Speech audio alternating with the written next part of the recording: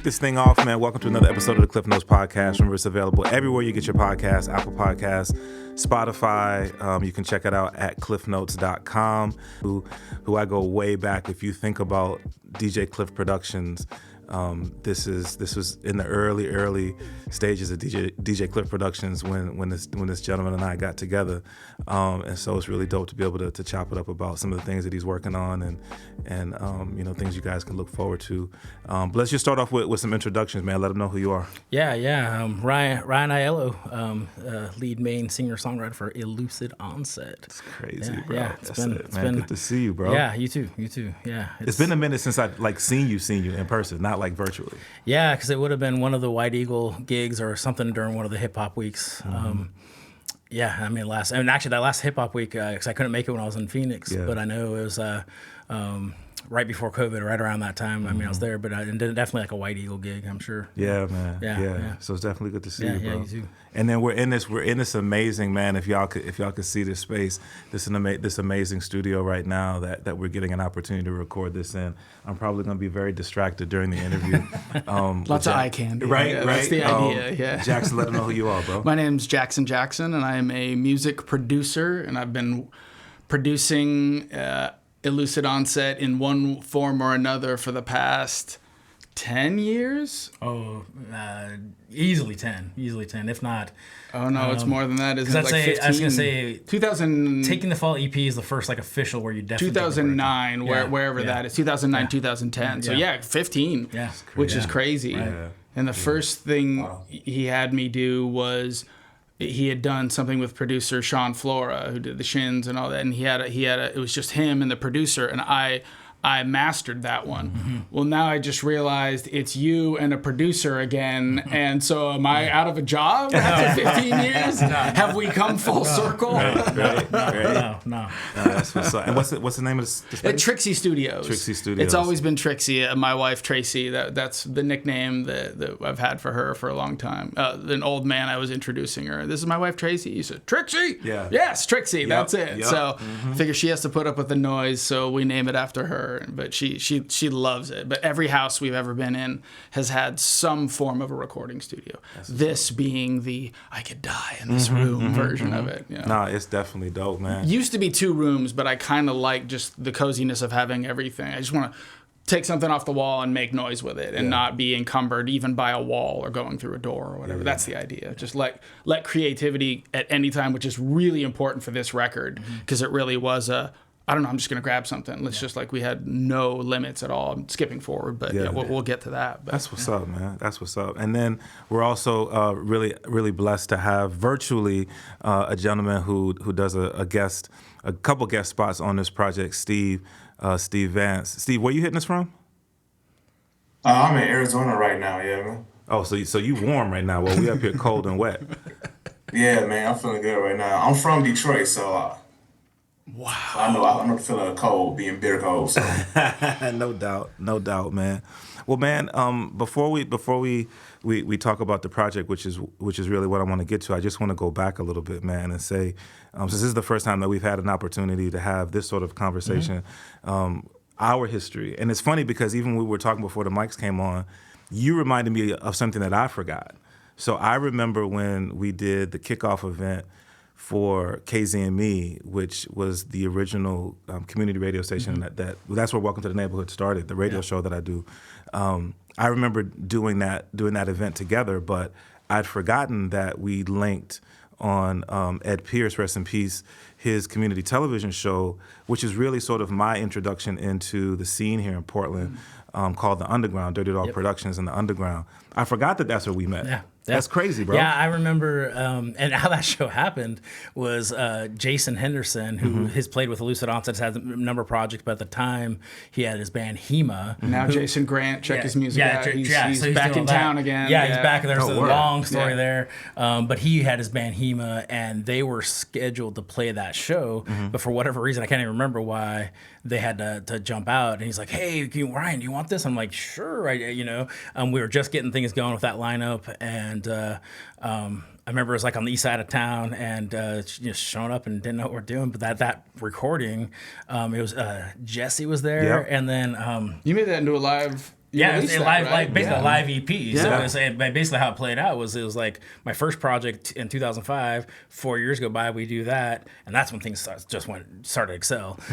But it was that live recording, and got the tracks and mixed it, and just put it out there. I mean, this is back when like iTunes and stuff felt so, it was like kind of like new, and all that. So we did that, and that was the first time. And then it was that lineup that we started really recording, and Jim and Gian joined, and we started playing numbers of shows and projects, and that's in Jackson. And so that's where it started.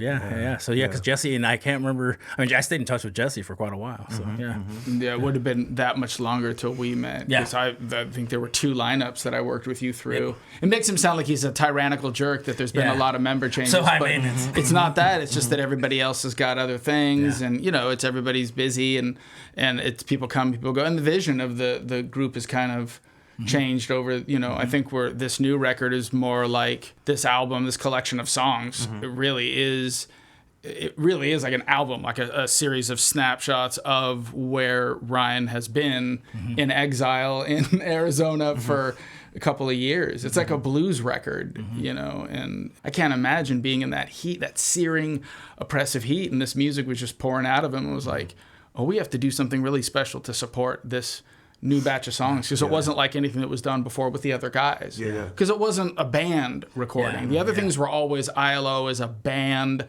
that has texture and sound. This is more of like, these are songs that are made up of texture and sound, and if you want to play it live, Godspeed. But that's not why they were really invented. That day comes and we'll have to figure something out. But this was just like total open-minded. So it was really different than everything we had done before, because we tried everything. We bring the whole band in, record them live, do everybody one by one. We every record, it was like, let's try to do it differently than the one before, because I think it's been 5 or 6 between EPs. Records. The last LP was 2014. The live at Mississippi recording. That was right after that, in 2015. So it's been, and then a couple EPs between this, and singles. And all that's still up, right? I mean, you can go to everything iTunes. from 2009 up. So is it either under Lucid Onset or ILO a lot of times? So even with that, bro, like for people who are involved in sort of in my productions and things who aren't really familiar with Lucid Onset. If people listen to the radio show, then they'll remember. But even the name of the band, Lucid Onset, like, what's the history of that? Yeah, I think because my first album, which is called Something Unconditional, which it isn't on any social media or anything. Why is that, right? I mean, part of it is because it was back then when you had to like press 1,000 CDs at a time. Like you couldn't do in batches. Yeah. And I don't think there were companies doing distro like through.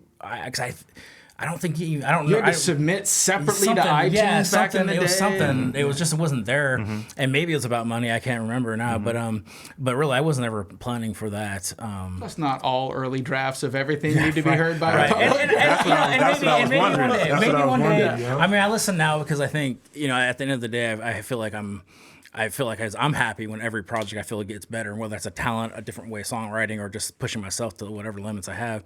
But I think I wrote that the year after my mom passed away, and it was more like an album just to be therapeutic and all that. And I don't know if Lucid Onset would have ever gone anywhere if it wasn't for 2 record labels. And actually, to this day, one of the labels was Shut Eye Records in Atlanta, Georgia. Our song "Taking the Fall," a first version of it, landed on their doorstep somehow, and they contacted me and asked if we can put it on a compilation album. I'm like, sure. And I wasn't even promoting. I wasn't playing shows. I think under that original lineup, I don't think we played more than 7 shows. And then I've worked with a guy named Jeff Cloud before Lucid Onset with another project. I was on a compilation album of his, and I knew a bunch of the same artists that he's on his label, and it's Velvet Blue Music in Huntington Beach, California. And he liked our song "The Girl from Livermore." And I grew up a couple towns over from Livermore in the Bay Area. So the first time I ever saw, we played a show together. Was the first time I ever saw it. My band was called The Citizens, and I was playing with his band. And he's like, yeah, this is the girl from Livermore. I'm like, you know, out of everybody in this room, I'm the only one who knows where that is. He's like, you do? You know? I was like, and don't ever play that song again. It makes me sad. So that ended up on there. His compilation, he's done a couple things. He's just been a great supporter on a lot of the Southern California scene. And so I was like, man, if these two songs could catch some attention, maybe I should try. Because I wasn't doing that. And so that kind of took me a couple of years to kind of figure that out. I was actually working on my master's degree at the time and still working. And so that's when I eventually landed up with the longest line I've had with drums, Gian Herrera, and bass, Jim Barrio. And by far those three of us have been the most solid lineup.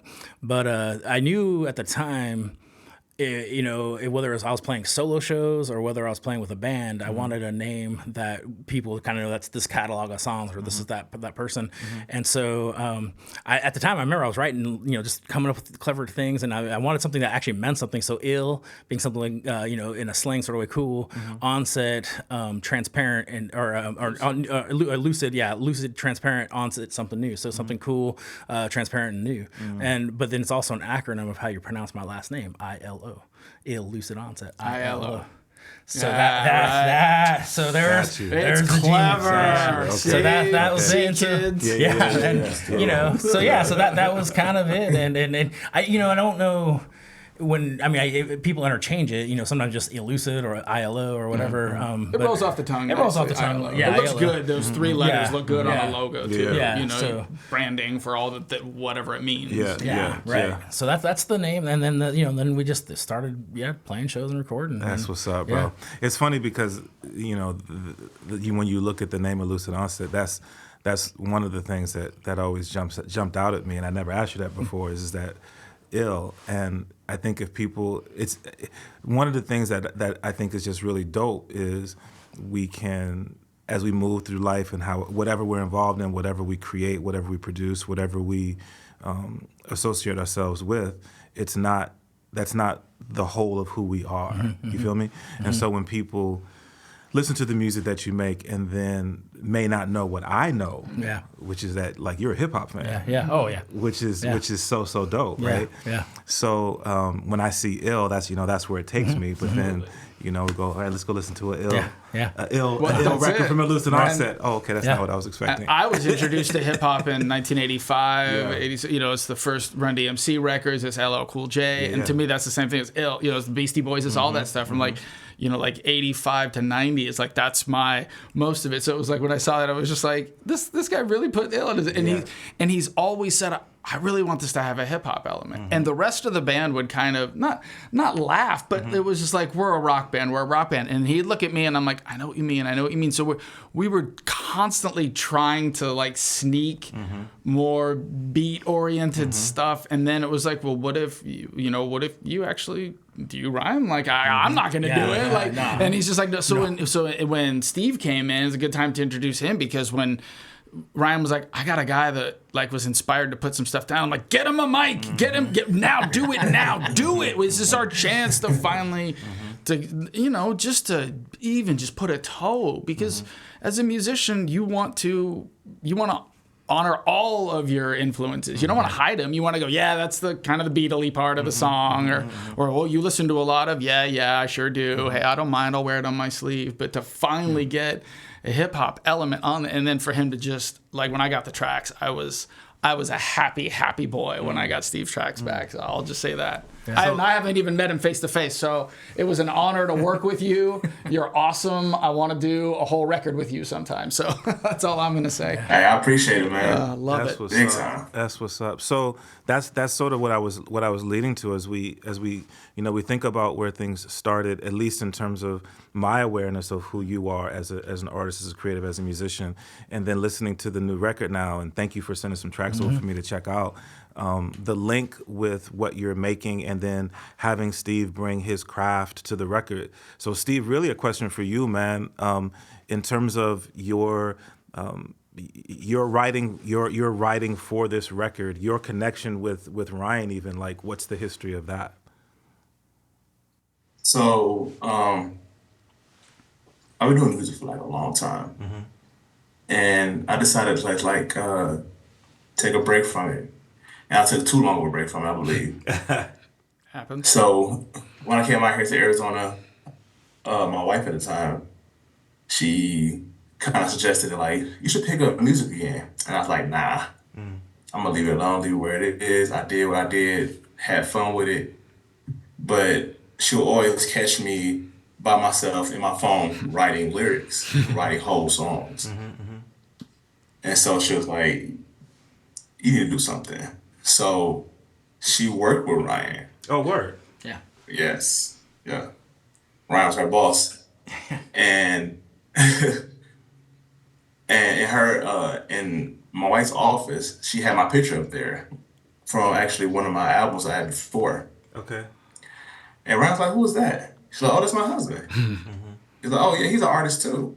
And he's like, what? And then like she was a huge fan of mine, so he always kept my music on her phone at all times. Oh, that's dope. That's dope. Yes, yes. So she let Ryan know, let Ryan listen to a little bit of stuff. He's like, yo, like he's dope. Like, think you do anything? And she's like, she asked me nothing. She didn't call me, text. She said yes.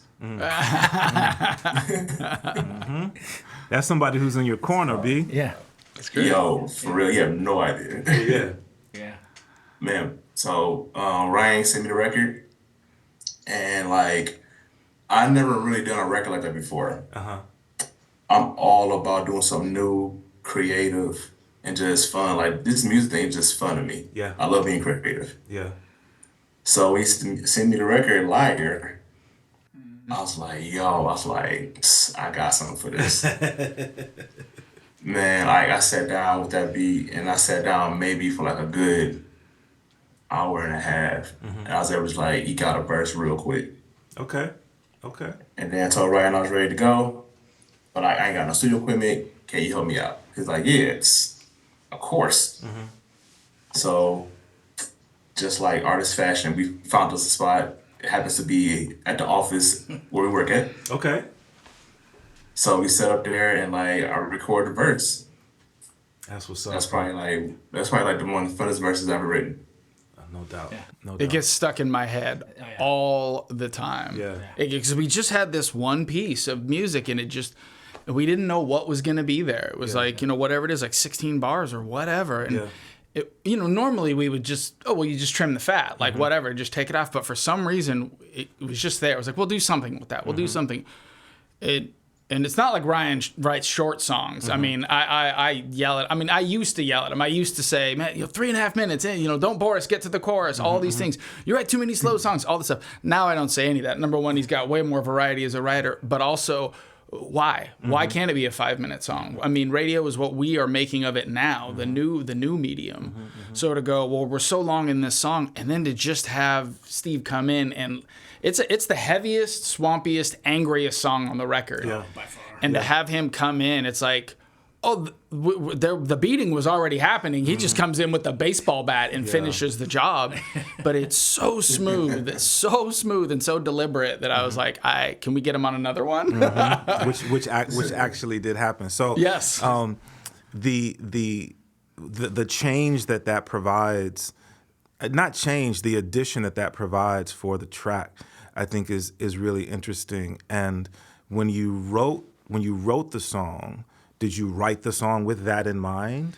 No. I mean, and really, when he first heard the first version, when Steve got a hold of it, it probably wasn't even totally done. No. I mean, originally I was thinking, actually, Liar was the first song for this album. Like, and I had. Is that true? I think so. I know you'd know. Yeah, That's I cool. think so.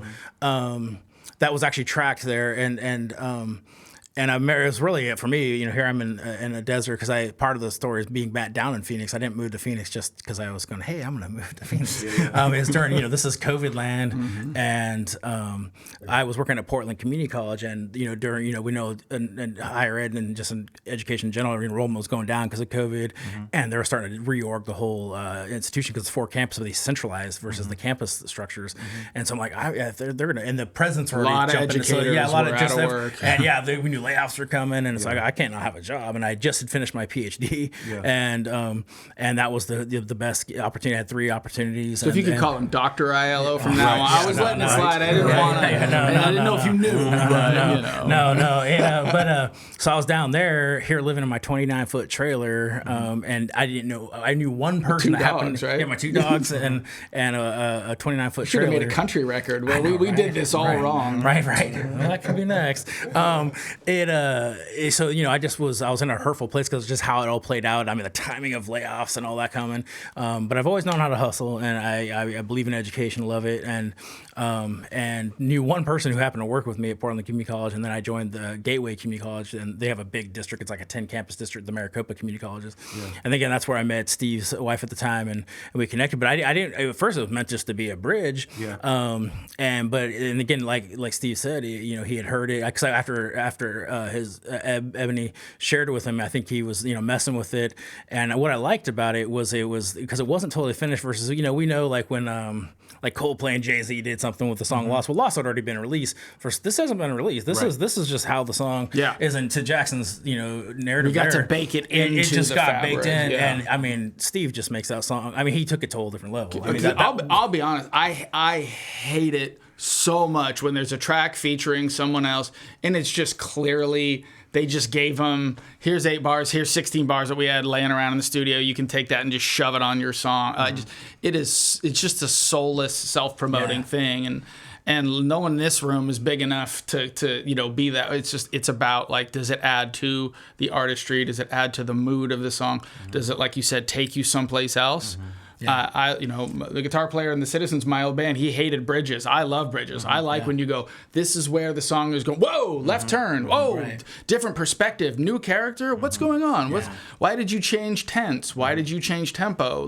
And then you get back on the road and you're like, oh yeah, that's what we were doing. We were on this path. I love it. And both the songs that Steve was on provided that perfect, not total left turn, but just change of perspective. We roll the windows down now. We get...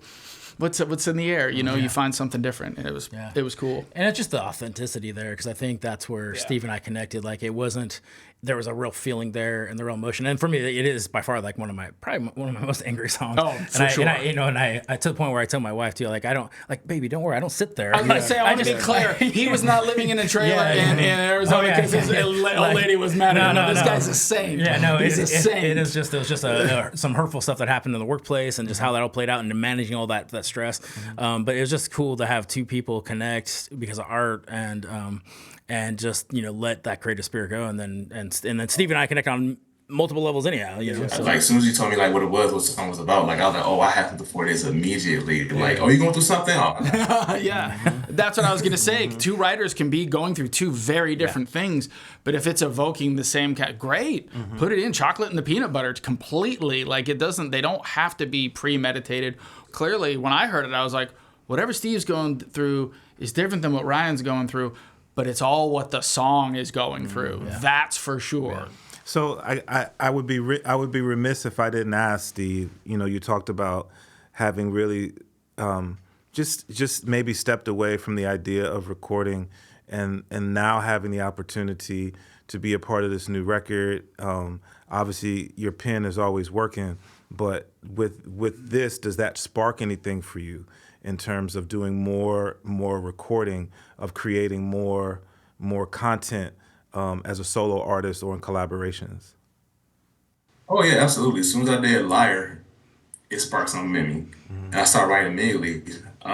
Actually, recorded and released it EP. Okay.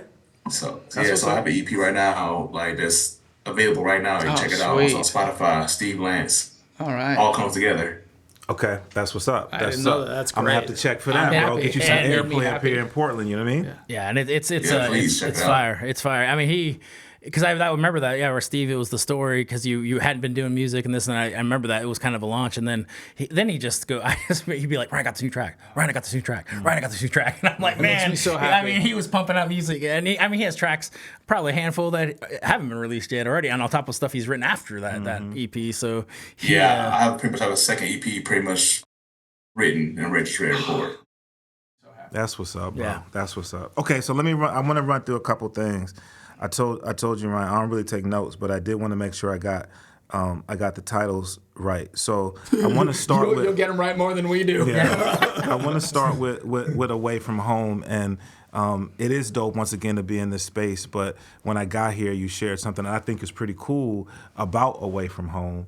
And we have a live studio audience right now. So tell the folk, man, the story of behind the title track. Yeah. So I think my kids and I, my kids really grew up first of all like in a blended family, right? So and I'm actually from a divorced family myself. So my kids' mom and I split up when they were really young, and so me going to Phoenix, I think was like and they're here right here in the Portland metro area as well, and me going to Phoenix, I think was kind of one of the hardest things that we had to go through as a family, to say, hey, I'm there. Let alone my wife too. Like we're back and forth every month flying and making the best of that too. I'd always send pictures, and I don't know, every now and then I'll do morning videos. Hey, good morning, Drew. Good morning, Aiden, or something, and just that kind of thing. But every now and then I'd seen, of course, when I first got to Phoenix, like everything was amazing, like cacti, and everything was awesome, and there's a bunch of hot air balloons flying around Phoenix area and stuff, and Wile E. Coyote chasing the roadrunner around, around, scorpion over there. And, I used to take my dogs for hikes and stuff, but I'd send my kids some. And when I say kids, we're talking about it now, a 16-year-old and now a 19-year-old. Get straight, Pops. So get straight. But he, high schooler. But he was. I'd always send him pictures, and I've always kind of been a fan, especially when you have clear skies all the time. You see, here's Jupiter and Mars and all the different planets. So I was doing these sky shots, and one day I don't remember what I texted Drew one night, but I sent him a sky shot, and all of a sudden about 10, 15 minutes later, I get a text back from him, and it's the same picture, but he almost like made a meme, like an album cover out, and it said Lucid Onset, Away From Home. And I'm like, dang. He's texted me that, and we're like, I go just because there it is. Drew being a musician, playing drums, like and I just know he's into music in general, and there's moments like he's had to me. I've actually never even talked to him about this. Like I remember one day when he told me it was a Coldplay song, "Daddy," I think it's called or something. But it's like Chris Martin singing about his dad who's been distant because of things or whatever circumstance. And he's talking about it's his birthday. I remember the first time I heard that, I'm like choked up, like my kid's sending me the song that was meeting, and I have a great relationship with my kids. My kids the are cats in the cradle. I know, seriously. But I've been fortunate. My kids are just awesome. They're good kids. They have good hearts, good minds. And so I was like, that's the name of the album, Away From Home. So there's somewhat emotional there about something. Yeah. And so I've kept that. Right there. From the beginning, I've told Jackson. Now, little did I know that would turn into the title track. Like I would have a title track to the same thing I didn't know. Because sometimes how an album doesn't necessarily mean the album title has the song on there. Oftentimes those songs, I find they come late. Like oftentimes the song that ends up being either the title track or the anchor song is like the last song written for the record. Yeah. It's weird. Yeah, well, and so with that, so two of the tracks on this, one being that's the one Steve's on called What I Deserve, and this song Away From Home, again, you've heard that Jackson and I have been working together for a long time, and part of that reason is because it's about chemistry, it's about creativity, it's about trust. We're super close friends. Yeah, it's a great working relationship. But So we were just talking about getting, as you're putting an album together, you didn't necessarily, even though you had the idea that this would be a song, you didn't necessarily know that this would be the title. Didn't even know that. Track. Yeah. So Away From Home. So what happened? It was we've been working. Jackson and I've been working together, and there's two instrumentals he'd been messing around because he's doing his own thing too. And he goes, Ryan, I have this one track, especially right now, that it just feels like such an Lucid Onset song, and it's just instrumental. He goes, you can have it. I go, yeah, send it my way. And so. And I once I heard him, like, okay, I can kind of see why, right off the bat. And so he over spring break, I had spring break off there, and I'm down in Phoenix, and it's it's by spring break it's already heating up, and I spent the whole week just staying up till 3, wake up at 11, start working on music. Like I literally spent that whole week, and during that time is when I came up. I messed with the song structure a little bit, but Jackson actually had the concept of everything, and I laid down some guitars and maybe some extra keys and bells, but the real main guts of it were Jackson, and as I'm writing lyric stuff Away From Home, it just came together. It's just one of those moments. I think I wrote the lyrics like in 10 minutes. And, oh, wow. And so it was that kind of magic moment for me. Like here, my son, sends an album cover, essentially. Didn't know I was going to write a song called Away From Home, but something that, Jackson instrumentally put together. And then I just remember sending it to him, and he's like, Ryan, you did your homework. Yeah. And Well, it's funny because all the other records that we've done together, whether the EPs or studio, full length albums or whatever, they're usually because he has a group of songs. Maybe there's one or two that he's still kind of kicking around. That's normal. I'm used to working with bands that way. It's a lot of times people come in because they have enough songs, and maybe there's one or two. And I like that. I call them the lab experiments. So we'll finish those in the studio. That way we'll let the chaos of the day reign supreme and see what we can do. This one, I hadn't been writing songs. I'd barely even been producing music for a few years. By day, I'm Jack Davenport, romance author. My wife and I both write romance books, Piper Davenport and Jack Davenport. So that's what I spend a lot of my creative energy on. Yeah. And I wasn't even doing a whole lot of music it was COVID and then post-COVID, so the studio was all but shut down. Yeah. I had some mixing things, long distance, but as far as like working with people. And then my partner leaves here. He just goes up and he's away. So it was like, I didn't really have a reason to be overly creative in the musical department. But once he got going, and he didn't have much either, but he wanted to start working. So I got one or two ideas. I said, great, let's just go. It'll take as long as it takes. We'll just have no rules. We'll just be creative. My only request is you don't do anything like you've done it before. Find different ways to write lyrics, find different vocal stuff, just because you've done the other stuff. You've done it. You did that, Ryan. I've produced you as that Jackson. I'm going to try to step it up, so you try to step it up. The songwriting just went through the roof almost immediately. He took to the challenge. He understood the assignment, as they say. And so when I had these, sometimes I'm just up here. I can't sleep or whatever, and I've got a guitar riff or a drum part, whatever. I play whatever you see in this room. I will get noise out of it. And I just had these two songs that were just weird. Yeah. They were weird. I had no lyrics. I had no intention of writing lyrics. Sometimes I do stuff for film and television, so I thought maybe it'll work for that. But it was just weird. And I just said, I'm going to give you these to you, and if you just go, what are you smoking? Because he's either going to get it or he doesn't, because I don't even know what they are. Yeah. So it's not like I could say, well, this one has this sort of... No, it's just like, what do you think? And he brought back two of the best... vocally and lyric-wise and melodic-wise, he brought back his A game on those. Yeah, that's what's up, man. That's what's up. Okay, so then, so you get the track "Liar," you pin that, get it back. Yo, this is dope. Bet. Then you're on another track on the project. How did that come about? Was that like were you like, yo, Ryan B, like, hook me up with another joint, or did you say, Steve, do you want to get on another track? Like, how did that, I guess, Steve, from your perspective, how did that happen? So Ryan hit me up. I was in the middle working on my EP, and Ryan hit me. He's like, man, it's like, hey, I really like what you did on the last one. Like, would you mind doing one more? Okay. I'm like, yeah, there's no question. So he sent it to me, and I'm listening to it. And I'm from Detroit, and the first thing I got inspired by, I'm like, ooh, this sounds like Linkin Park. Okay. So the first thing popped in my head, I was like, yo, this is fire. So if you listen to the record, you see that sound like extremely different than the first record. Like, I really want to I want to play around with it. At this time, I started working on my EP. I was testing things out, knocking the dust off of my mic. So I just pretty much wanted to play around, be as creative as I could. So the beat, the song, and it inspired me to just do something totally different. That's how it came out. That's what's up, bro. That's what's up. So dope, man. Yeah, well, I just loved it. I remember that process because... I mean, I feel like we're Steve and I inspired each other in some way, and it really shows in this record. I think it shows in Steve's work, his last EP he's just done, and some of the tracks I've heard already.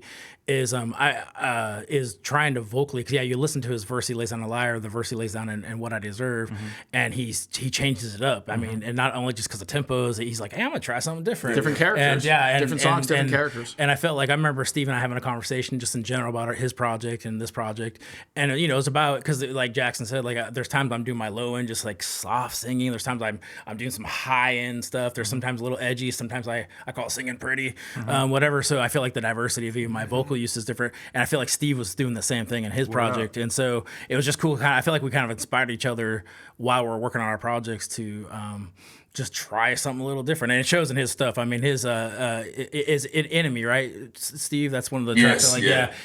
Black Opera is another track on. It's track 1 on his project. Man, this thing is on. It's just amazing. So I mean, working with you, Ryan, man, it really like pushed me to be like a whole different artist, man.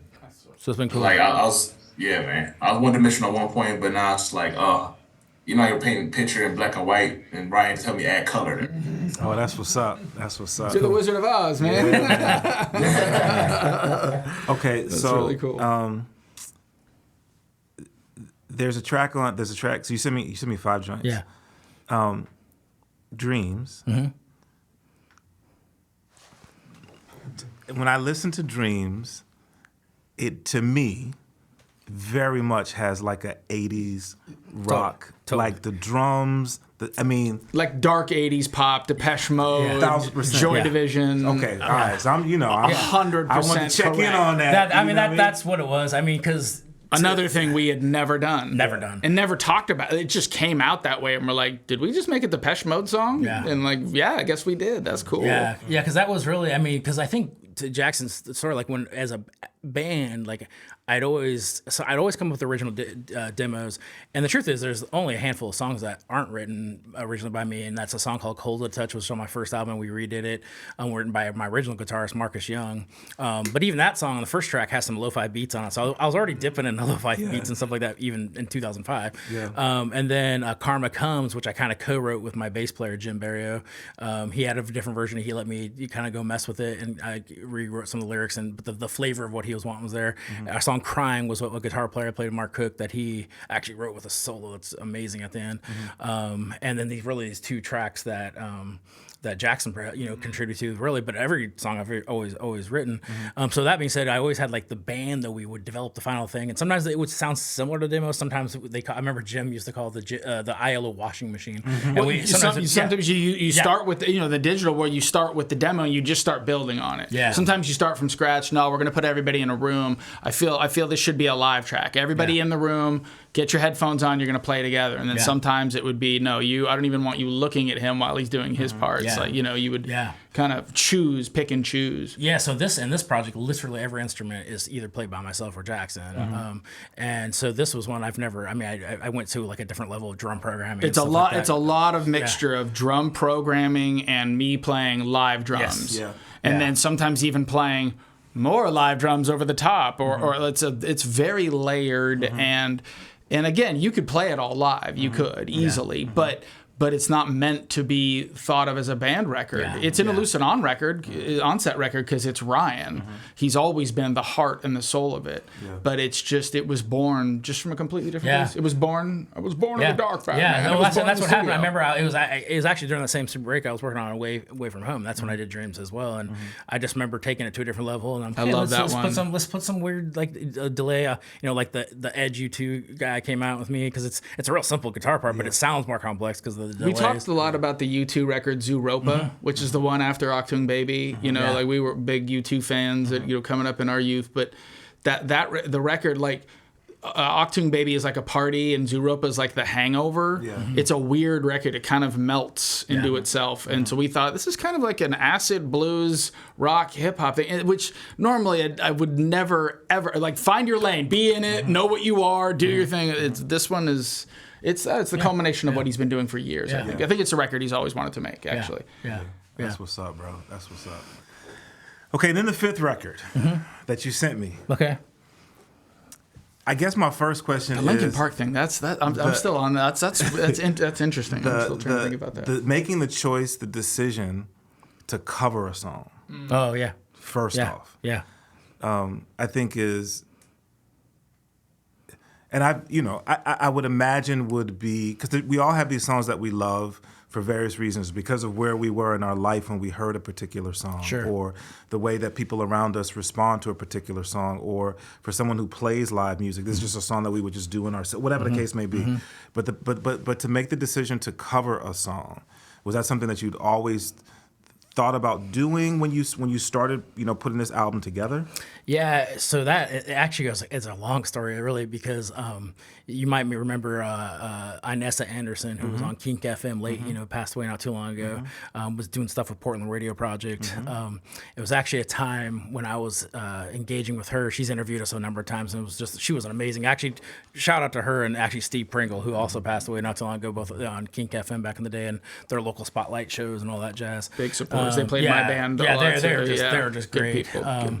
And she one day she goes, Ryan, I think it's time for you to do some covers, because I'm not against covers, but Inessa Anderson was one. She's like, I want you. So we've really, it's U2's one and this Prince cover are honestly the only two real covers that like Lucid Onset's ever done. Very different ends of the spectrum. Totally. Which I think sort of shows where he comes from. There is this sort of European new romantic new wave side of him, that is the Joy Division, Depeche Mode, and I'll put U2 in that camp, really, especially the earlier stuff. And then there's the darker side, the more soulful side, and I mean, how important is Prince to both of us? It can't be measured. It literally cannot be measured how important of an artist he is to both of us. The foundation. I just arguably one of the best artists ever, and songwriters and guitar players and everything. So I Would Die for You is just one of his best. The lyrics song. I just always love it. But I've always told myself I always appreciate when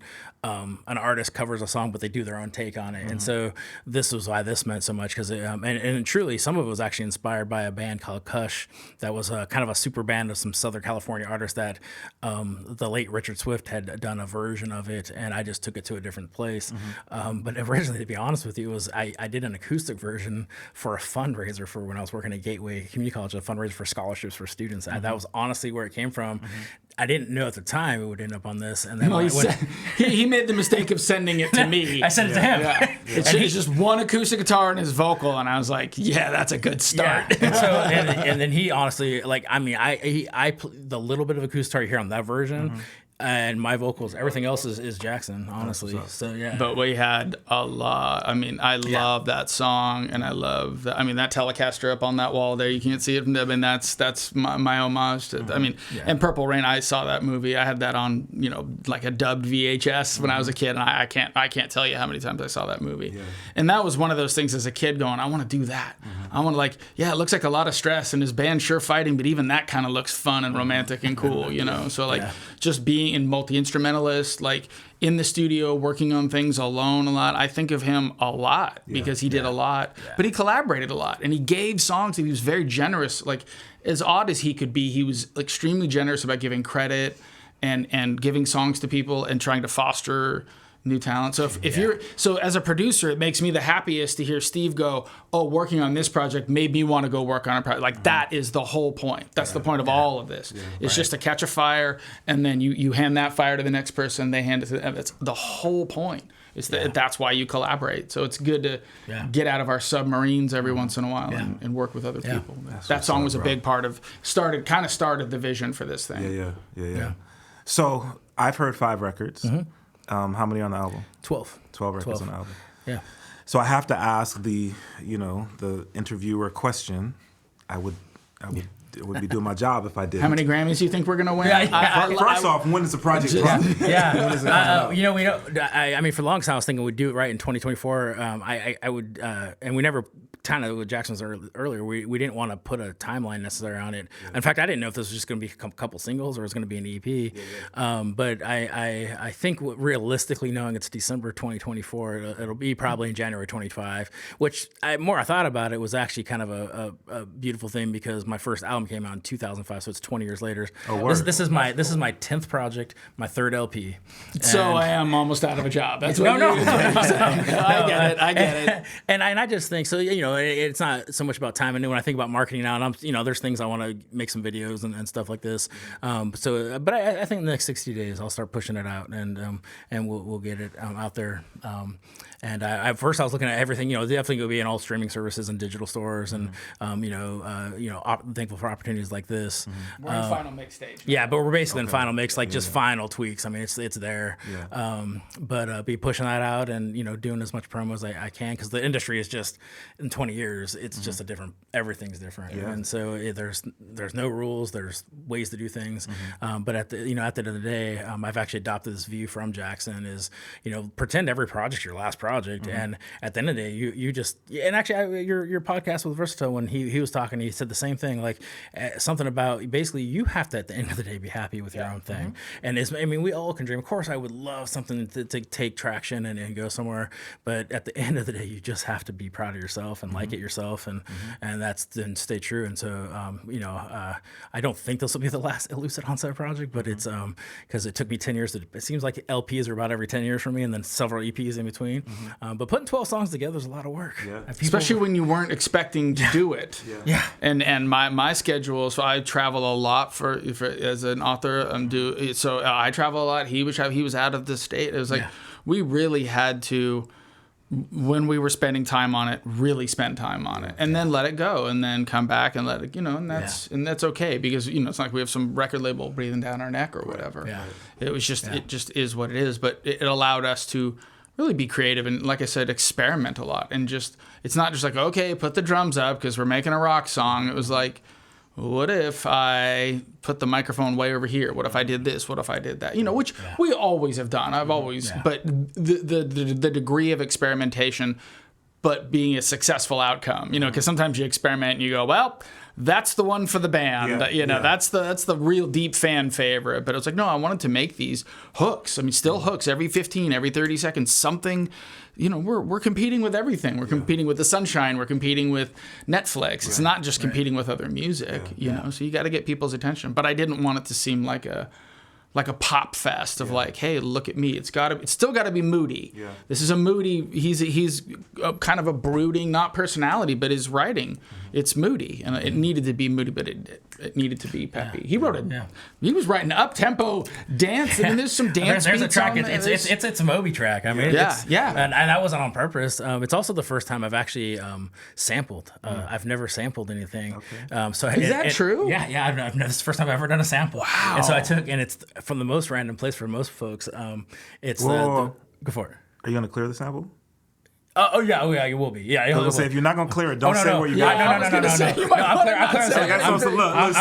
some hip hop right there, bro. Yeah. You can't be telling people where you got the samples from, yo. It'll be. I'll get in trouble if I don't. And Sesame Street are litigious. They are.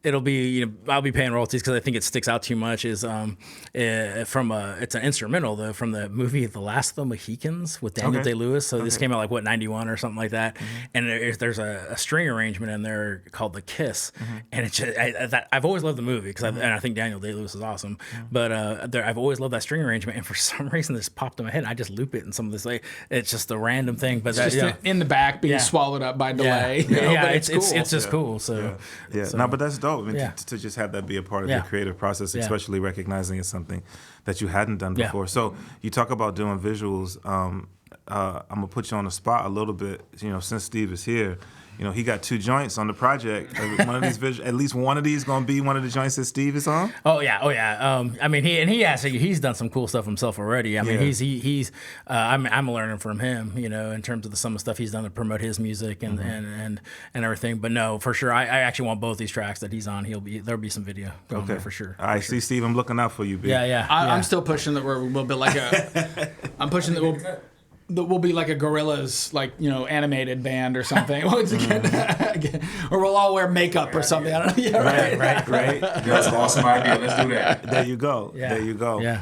And then, you've talked about it. You've mentioned it or touched on it a couple times during the conversation. The idea of songs that are good for the record, and then songs that are good for playing live, and what that might look like for someone like yourself who's been an artist for as long as you have, for someone who's touched stages as many times as you've had. Is that even a part of the process, right? So you say you're in the final stages now. The project is just about here.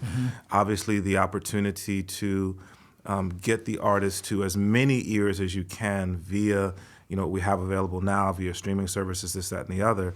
I know that's great, but there's nothing like being in place, in a room with people that they can be a part of that. Is that a part of the process, your thought process at this stage? I hadn't. I mean, really, I haven't thought much about it as much as I think my experiences. I've always loved playing live and everything, but that's probably not the thing that drives me. I think it comes from a place like once you immortalize a song and it's out there, like that's the version people are going to hear a million times. Versus you can play live, you can even mess up a little bit, and people forget that sometimes. And it's just our version. Yeah, it's our version. All day. Yeah, so I've always put pressure on the recording, and my bandmates that I played with over the years, they've all loved it live, probably more than I have. And Your drummer's now in Peru. So John. He just literally this a couple months ago, him and his family moved back to Peru and Lima, and so. But I think I've been fortunate enough. Like I know I've played with enough musicians, and the Portland community has been super supportive. Like and so if there's a show, I'm kind of at a place where the days I think playing 30, 40 shows a year, I'm like I don't know if I have the energy to do that. But but also I realized playing live is a promotion thing too. But at the same time, remember that's why we actually did the Live at Mississippi Studios album, partially not only for a 10-year anniversary at the time, but it was also people sometimes say, "God, Ryan, we kind of like you better live than we do in the recordings." And I remember originally being kind of hurt by that. But I'm like, well, that's actually kind of a good problem. It is. Like if people actually like you live better than that, versus when I'd hate for you to love your album and they hear you live and like, ooh. But I'm not even offended by that because I get that. It's just like it's a totally different energy. Yeah. So I think the fact that we record things is weird. Yeah. Like music was always just done in place, seeing people face to face, just like photography. There was a time when if you saw somebody cry, you had to be close enough to see them cry. It's a strange little magic to have in a bottle, but seeing the eyeballs of the people you're singing to and getting that feedback, whether it's them giving you the middle finger or them singing your lyrics back to you, which we both had that experience. That's like the most meaniful thing that can happen to a musician is to lock eyes with somebody singing your words back to you. It's cool. That's as good as it gets. So, but the live scene isn't what it used to be. We are older. And it's just a different thing. If the opportunity was there, of course we and also I probably won't be. I mean, I'll look for some opportunities, but I'd rather kind of make that really worth the effort because fortunately I do have enough talent around me and folks that we can assemble a team together and get a great live show together. Right. And that's where I've been thankful to the community because honestly, between folks like yourself, like I mentioned, Ness Anderson, Steve Pringle, even Gustav. I mean, some of the stuff they've done is in the Portland Radio Project for sure.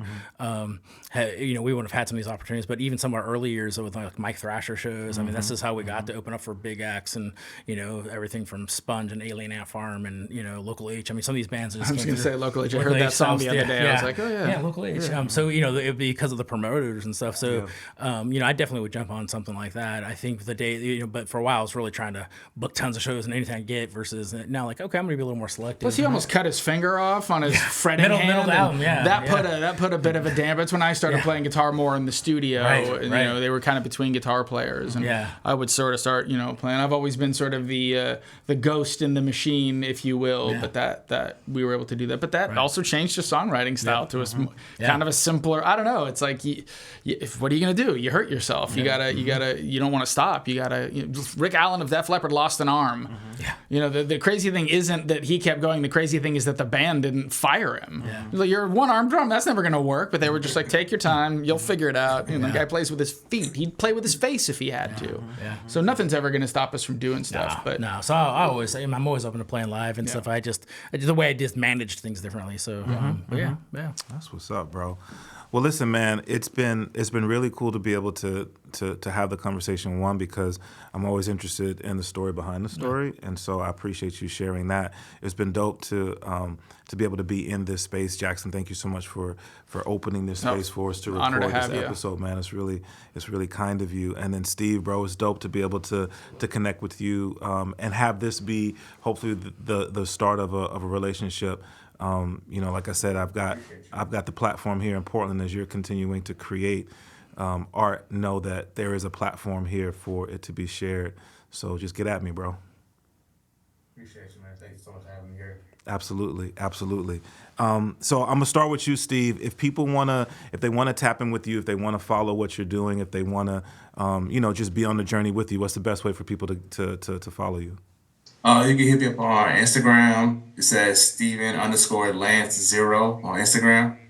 You can hit me up on there. Update that thing at least like once or twice a week, as much as I can. Also, check out my EP, just came out. It All Comes Together on Spotify. It's pretty much on all platforms, but Spotify's on mostly. So, yeah, look out for me. I have a new EP coming out now. It's called Under Construction. So, it's gonna I probably got a couple more months left on that, and it's coming out 25. That's what's up. That's what's up, B. And then Jackson, once again, man, the space that you have here, are you bringing artists in Always to record? open, always. Okay. I've never advertised or done anything like that. It's always just been word of mouth, clients coming back. I've got a lot of repeat clients. I've been doing this for 25 years. I love it. I still love it. I don't get burnt out of being in the submarine, as they call it. It suits my nature. So yeah, you can shoot me an email if you want me to, mix, master, record, all of it. Email jackson@comcast.net, just like it sounds. Email jackson@comcast.net.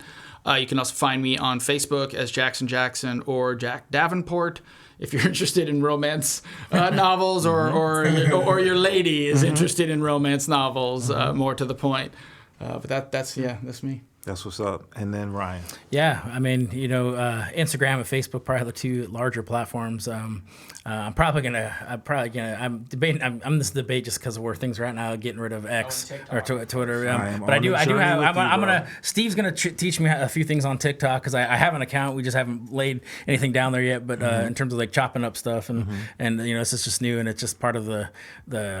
I remember Get in on it before they ban it. Right. So, but definitely, Lucid Onset on Instagram and Facebook, and then of course, I mean, you can hit me up at lucidonset@gmail.com for emails too. But yeah, that's what's up, man. Listen, it's been really cool to be on this journey with you as I think about conversations that we've had, not just about promoting and this, that, and the third, but just conversations about art and people who we're both fans of and book recommendations and the whole nine, man.